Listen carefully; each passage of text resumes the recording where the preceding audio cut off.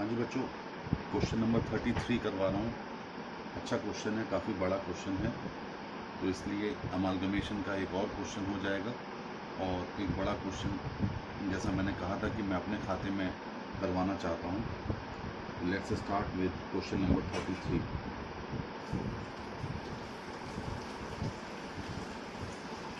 कहता है P and Q have been carrying on same business independently. Due to competition in the market, they decided to amalgamate and form a new company called PQ Limited. Following is the balance sheet of P and Q as at 31st March 2007.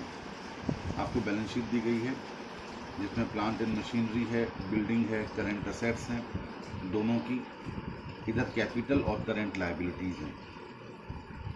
कहता है following are the additional information.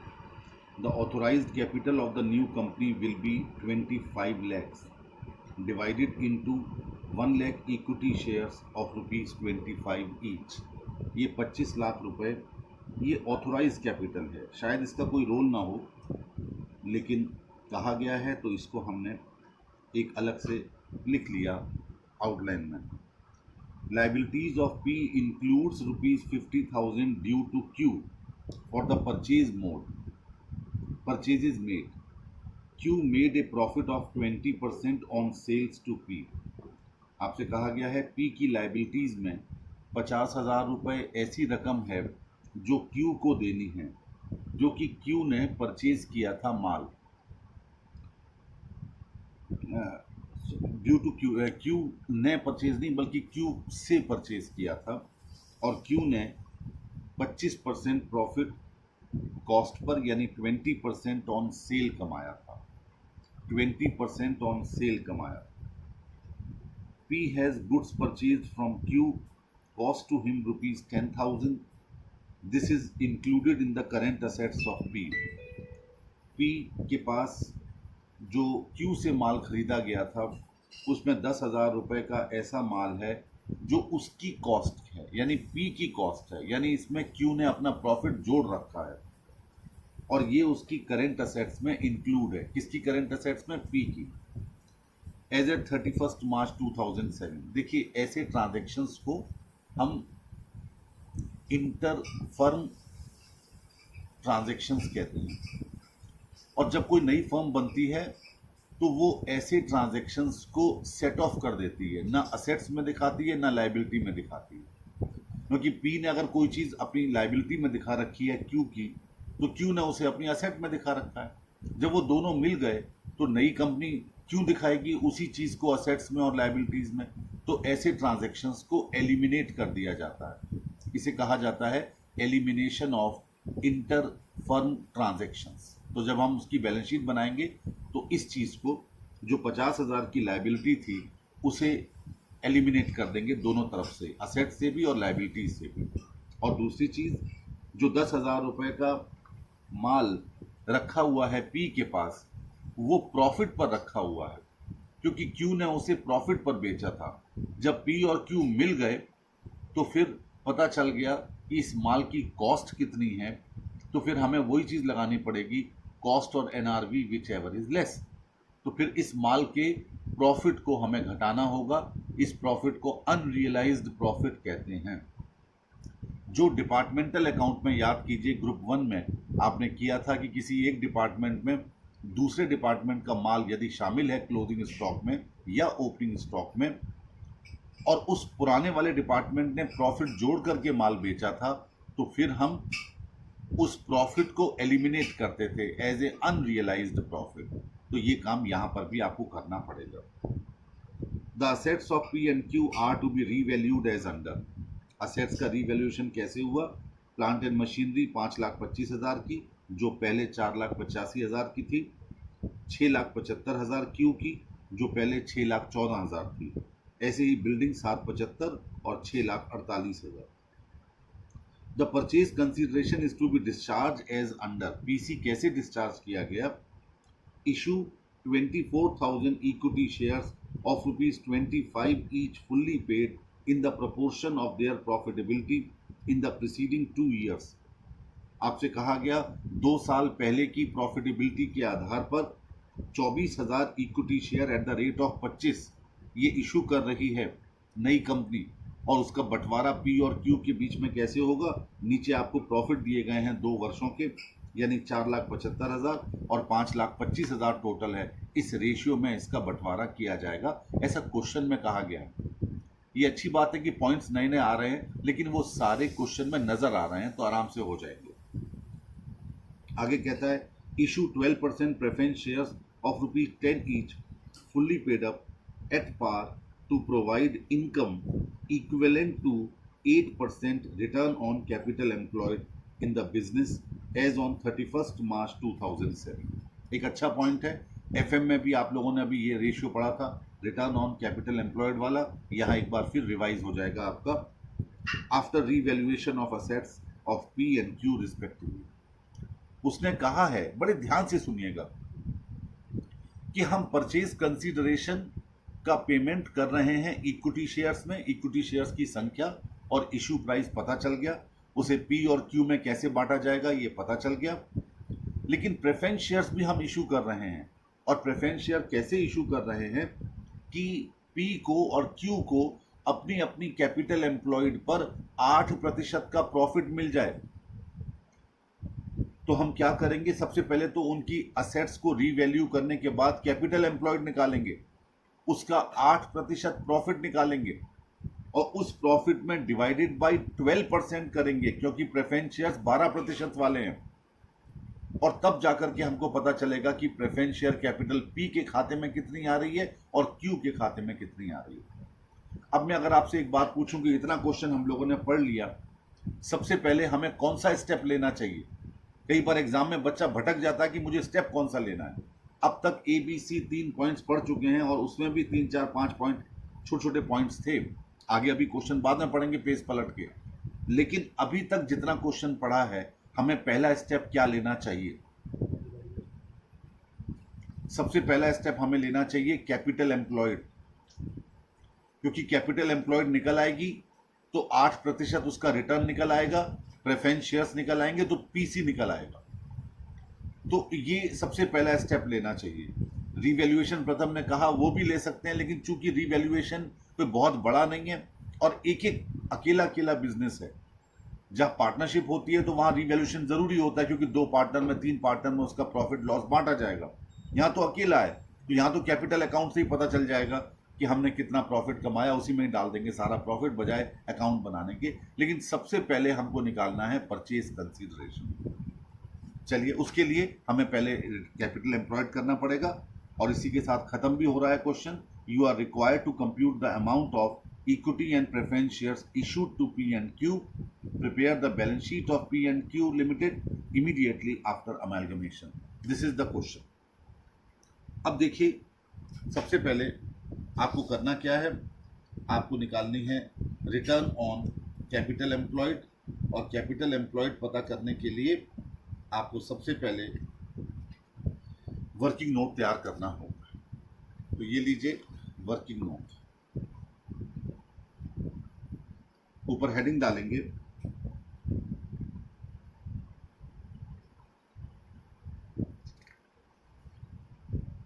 Calculation of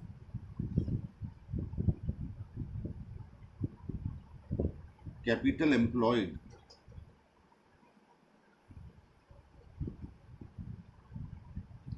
capital employed का calculation किस आधार पर?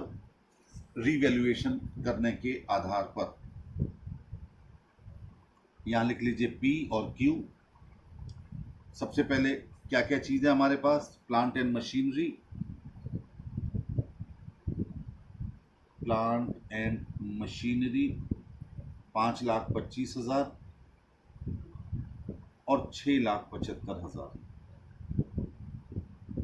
ठीक है, ये plant and machinery revaluation के बाद की फिगर है। इसके बाद बिल्डिंग है, बिल्डिंग है 7,75,000 और 6,48,000, 6,48,000।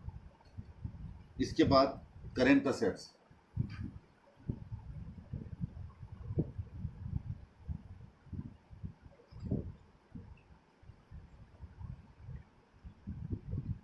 यहाँ एक चीज चेंज कर लीजिएगा, करेंट असेट में पी की करेंट असेट्स हैं 1,63,500, 1,63,500 आप टोटल करके चेक कर लीजिएगा, 163,500 ही आएगा इसमें। तो ये लीजिए 1,63,500 और 1,58,600। ध्यान दीजिए अभी हमने इंटर कंपनी वाले ट्रांजैक्शंस को छुआ नहीं, वो बने रहने दो, क्योंकि जिसने जितना रुपया लेना है वो लेना है, चाहे वो क्यू से लेना हो और चाहे पी को देना हो, जैसा भी हो। फिलहाल कैपिटल एम्प्लॉयड में तो वो इंक्लूड माना जाएगा। तीनों का टोटल कीजिए, 14,63,500 आ गया पी का, 14,81,600 आ गया क्यू का। ये निकल के आ गई टोटल असेट्स।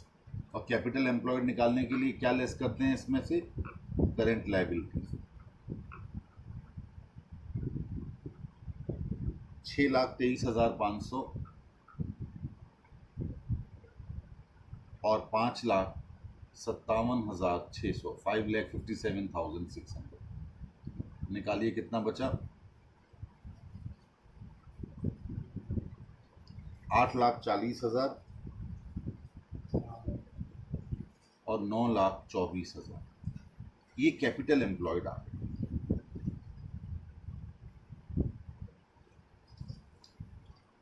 ये कैपिटल एम्प्लॉयड आ गई आपकी, ठीक है। अब हम मेन क्वेश्चन में चलते हैं। कम से कम आधा पेज और छोड़ दीजिए वर्किंग नोट के लिए, आधा पेज मतलब 5, 7, 8 लाइनें और छोड़ दीजिए, कोई दिक्कत नहीं है। अब मेन क्वेश्चन में आ गए और सबसे पहले आपने लिखा calculation of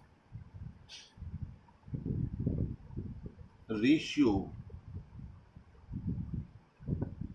calculation of ratio नहीं, रेशियो तो क्वेश्चन में है, calculation of amount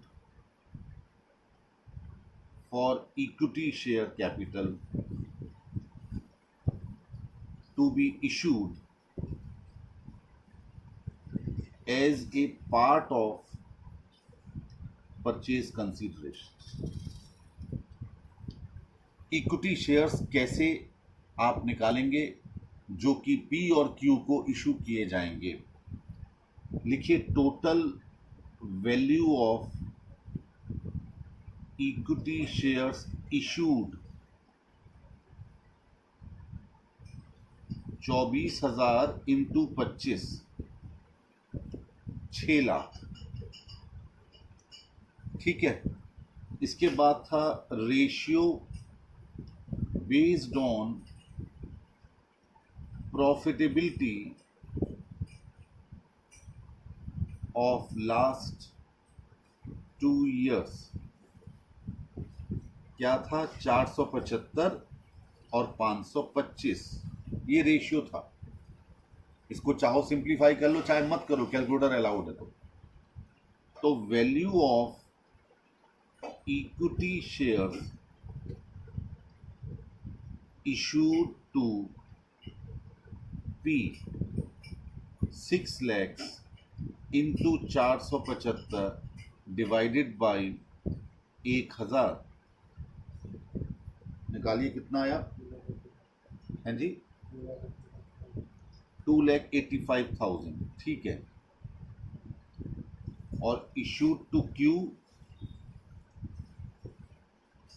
6 lakh into 525 divided by 1,000, 3,15,000।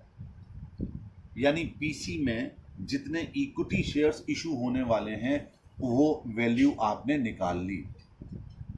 अब निकालना है कि प्रेफरेंस शेयर कितने कितने इशू किए जाएंगे। अब लिखिए calculation of value for preference shares capital to be issued. अब सबसे पहले पी का ले लीजिए, 8% of capital employed, that is capital employed कितनी आई थी, 8,40,000। 8% निकालिए 8,40,000 का,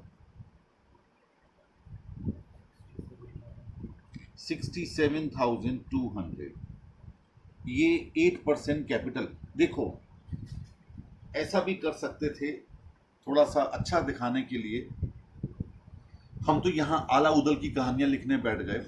आप इसको काट दो, मैं समझाता हूं। यहां पी और क्यू डालो, ठीक है, पी क्यू डालो, यस। अब लिखो एक साइड में कैपिटल एम्प्लॉयड, इसे जल्दी भी हो जाएगा और देखने में भी अच्छा लगेगा। पी के नीचे लिखो 8,40,000 और क्यू के नीचे लिखो 9,24,000,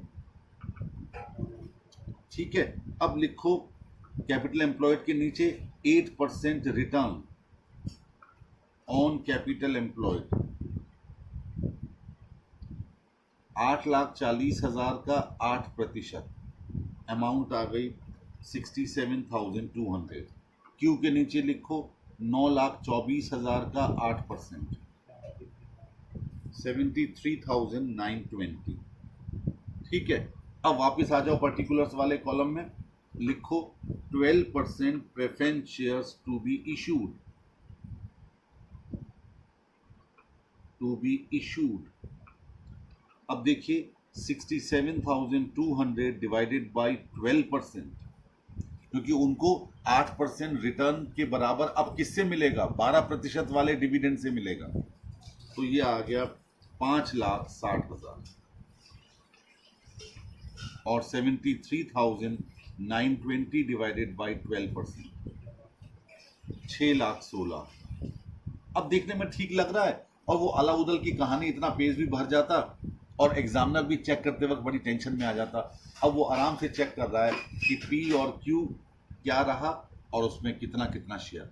अब ऊपर वहीं हेडिंग डालिए, कैलकुलेशन ऑफ पीसी, पी और क्यू। सबसे पहले इक्विटी शेयर कैपिटल, ये निकाली थी आपने 2,85,000 और 3,15,000, ठीक है। और 12% प्रेफरेंस शेयर कैपिटल 5,60,000 और 6,16,000, टोटल कर लीजिए 8,45,000। ये तो आ गया पी का, 9,31,000 आ गया क्यू का। लीजिए, आपने पहला एक बड़ा काम तो कर लिया कि पीसी निकाल लिया। अब आ जाइए वापस वर्किंग नोट पर जो आपने अभी तैयार किया था। वर्किंग नोट में आपने देखा था कि आपकी कैपिटल एम्प्लॉयड आई थी 8,40,000 और क्यू की आई थी 9,24,000, ठीक है। अब यहां लिखेंगे कैलकुलेशन ऑफ गुडविल,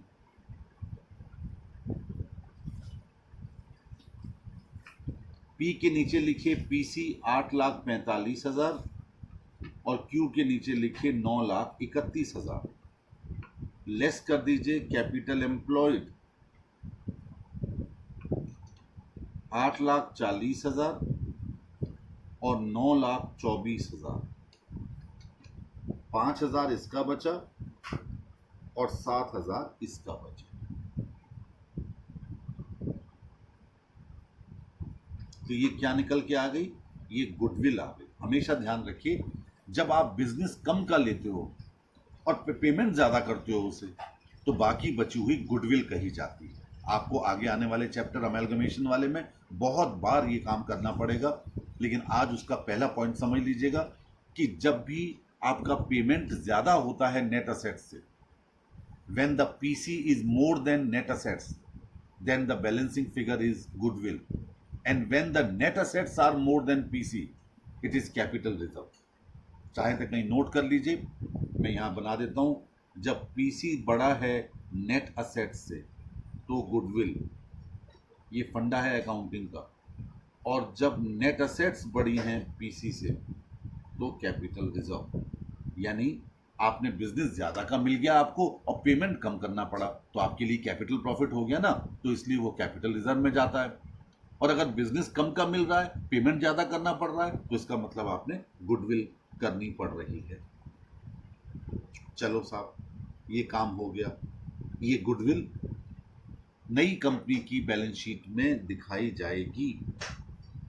ठीक है, अब इस क्वेश्चन में आपसे कहा गया था कि बैलेंस शीट बनाइएगा, तो बैलेंस शीट ही बनाते हैं सीधी जाकर के, क्योंकि यहाँ पर जो पार्टनर्स को मिल रहा है, पी को 845 और क्यू को 9,31,000, उनका जो भी प्रॉफिट हुआ वो सब इसमें इंक्लूड है, इसलिए आपको रीवैल्यूएशन अलग से बनाने की ज़रूरत नहीं है और ना ही रियलाइजेशन अकाउंट बनाने की ज़रूरत है। हाँ, वहाँ ज़रूरत पड़ती जहाँ एक एक फर्म में दो दो पार्टनर होते, क्योंकि वहाँ पर प्रॉफिट का बंटवारा उनके शेयरिंग रेशियो में करना पड़ता। यहाँ ऐसा कुछ नहीं है, क्योंकि अकेले अकेले मालिक हैं, इसलिए आपको यहाँ पर रीवैल्यूएशन या रियलाइजेशन बनाने की आवश्यकता नहीं पड़ती। अब आइए बैलेंस शीट, और बैलेंस शीट कंपनी की बुक्स में बननी है, तो नेचुरल सी बात है आपको यहाँ पर नए फॉर्मेट में बनानी होगी। पहला लिखते क्या थे हम लोग, इक्विटी एंड लायबिलिटीज, उसमें नंबर 1 डालते हैं शेयर होल्डर्स फंड, उसमें ए डालते हैं शेयर कैपिटल, और चूंकि यहाँ शेयर कैपिटल दो दो हैं तो यहाँ नोट नंबर 1 डाल दीजिए। एग्जाम में ये ध्यान रखना, प्रथम भूल आया था फाउंडेशन में और वही मार्क्स कट गए बहुत सारे। नोट नंबर 1, क्योंकि यहाँ प्रेफरेंस और इक्विटी दोनों हैं और दोनों को यहाँ नहीं लिखा जाएगा, नीचे नोट में लिखा जाएगा। चलिए टोटल कीजिए सारी प्रेफरेंस शेयर, उनका पीसी का टोटल कर लीजिए, 8,9 17,64,000, 17,64,000, 17,76,000, अच्छा हाँ यस 17,70,000, मैं उनका कैपिटल एम्प्लॉय जोड़ने बैठ गया, 17,76,000। अब इसका नोट मैं बनवाऊंगा, फिलहाल इसको यहीं छोड़ेंगे, बी लिखेंगे रिजर्व्स एंड सरप्लस, डैश लगा दीजिए, है ही नहीं। नंबर 2 लिखिए नॉन करंट लायबिलिटीज, डैश लगा दीजिए, है ही नहीं। नंबर 3 लिखिए करंट लायबिलिटीज, क्वेश्चन में कोई नाम नहीं है तो एज इट इज इसी नाम से ही दिखा दीजिए, और टोटल करके दिखाइए दोनों का, 11,31,100।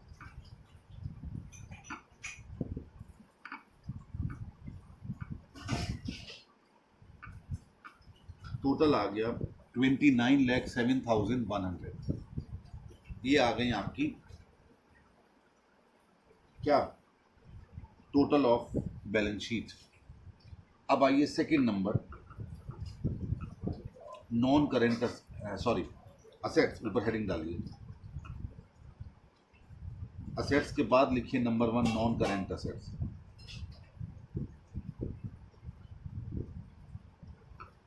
इसमें सबसे पहले ए डालिए फिक्स्ड असेट्स,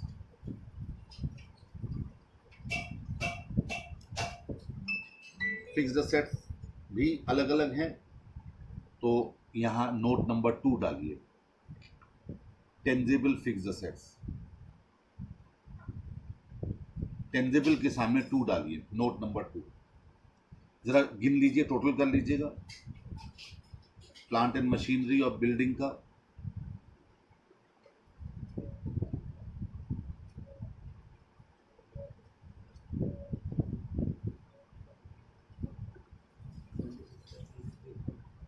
26,23,000। अब इनटेंजिबल असेट्स, गुडविल, अभी आपने निकाली थी 12,000, लेकिन 12,000 से ऊपर है, वर्किंग नोट वापस आ जाइए। देखिए 10,000 रुपए का माल ऐसा था जो कि पी में इंक्लूड था और जिसको क्यू ने बेचा था, किसके लिए, प्रॉफिट पर, 20% प्रॉफिट ऑन सेल। तो यहां निकालिए उसे, गुडविल जो आपने लिख रखा था उसके नीचे लिखिए टोटल गुडविल, 5 और 7 12,000। ठीक है, अब इसमें ऐड कीजिएगा unrealised profit included in stock, आज एक बात और सुन लीजिए, ये भी बेसिक फंडामेंटल है अकाउंट्स का। जब स्टॉक में से कोई फिगर आपको घटानी है अनरियलाइज प्रॉफिट की, क्योंकि स्टॉक आपने 10,000 का दिखा रखा है पी की बुक्स में, जबकि उसमें प्रॉफिट जुड़ा हुआ है, तो आपको उसमें से अमाउंट प्रॉफिट की घटानी होगी, और 20% के हिसाब से वो प्रॉफिट हो गया 2,000 रुपये। तो इसके लिए दो एंट्री बनती हैं। पहली बनती है P&L account debited to stock, stock 2,000 से कम हो गया और आपने अपना प्रॉफिट एंड लॉस अकाउंट 2,000 से डेबिट कर दिया, लेकिन इस क्वेश्चन में P&L है नहीं, तो दूसरी एंट्री बनती है goodwill account debited to stock. ये बात हमेशा ध्यान रखना, ये अमेलगमेशन ऑफ कंपनीज वाले चैप्टर में भी बहुत काम आने वाली है। तो goodwill account debited to stock भी हम एंट्री पास करते हैं अगर P&L अकाउंट ना बना हुआ हो तो 10,000 का 20%, 2,000 गुडविल में और बढ़ गया। अब इससे क्या हुआ कि गुडविल 2,000 से बढ़ गई और स्टॉक 2,000 से कम हो जाएगा, जिससे कि हमारी बैलेंस शीट का टोटल मैच हो जाएगा। ठीक है, तो अब आप शो कीजिए गुडविल 14,000, करंट लायबिलिटीज जो आपने बैलेंस शीट में दिखाई थी 11,31,100 रुपए की, उसमें से 50,000 रुपए लेस कर दिए थे, जो इंटर फर्म लायबिलिटी थी, आपस की लायबिलिटी। ध्यान रखा, इसमें से 50,000 रुपए कम हो चुके हैं। अब आइए बी पार्ट, इसी असेट्स का, current assets.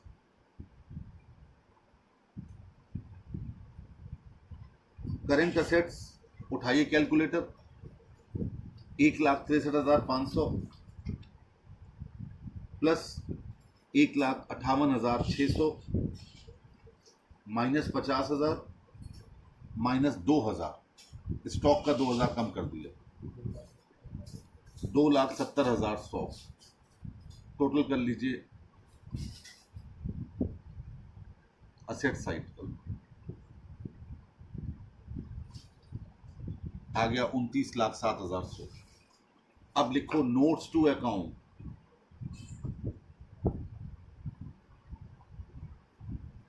Notes to account में नंबर 1 डालिए share capital,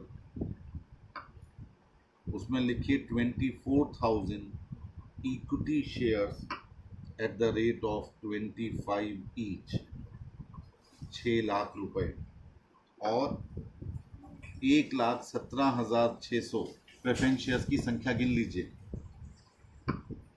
12% preference shares at the rate of 10 rupees each, 11,76,000, total आ गया 17,76,000। बस नोट नंबर 1 बनकर तैयार हो गया।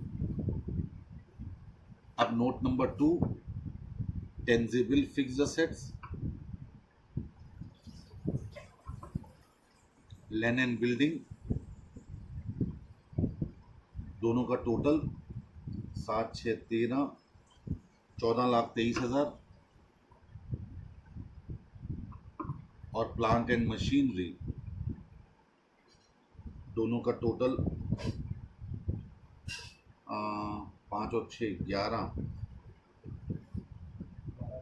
12 लाख पूरा, टोटल आ गया 26,23,000। जो आपने फिगर बैलेंस शीट में दिखाई थी वो नीचे नोट में मेंशन होनी चाहिए। बस नोट बन के तैयार होगा। ऐसे ही करना है आपको एग्जाम में, जब भी बैलेंस शीट बनाओ और जिस किसी आइटम में एक से ज़्यादा हो पार्ट्स, एक से ज़्यादा आइटम हो, उसका नीचे नोट ज़रूर बनाइए। नोट का कोई नंबर फिक्स नहीं है, जिसमें एक से ज़्यादा हो वही नंबर 1, उसके बाद नंबर 2, फिर नंबर 3, फिर नंबर 4। पहले स्केड्यूल हुआ करते थे तो वहां पर फिक्स था कि शेयर कैपिटल में स्केड्यूल नंबर 1 बनना है, रिजर्व्स एंड सरप्लस में स्केड्यूल नंबर 2 बनना है, फिक्स था। अब फिक्स नहीं रहा। मान लो शेयर कैपिटल अकेली है तो वहां नोट नहीं बनेगा, तो रिजर्व्स एंड सरप्लस में नंबर 1 आ जाएगा अगर एक से ज्यादा रिजर्व्स हैं।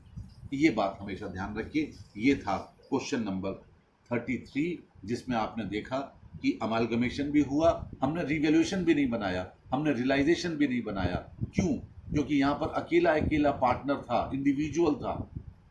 जो भी उसको पीसी मिल रहा है स्वाभाविक रूप से उसमें उसका प्रॉफिट इंक्लूडेड है, इसलिए हमने उसको टच नहीं किया। यही अगर फर्म होती तो कल मैंने आपको रिवैल्यूएशन बनाया था, एक मैं और क्वेश्चन करवाऊंगा जिसमें रियलाइजेशन अकाउंट बनाना पड़ेगा, तो उससे क्लियरिटी आ जाएगी कि अमालगमेशन के चैप्टर में, अमालगमेशन के पॉइंट में, टॉपिक में हमेशा फ्लेक्सिबल रहना है।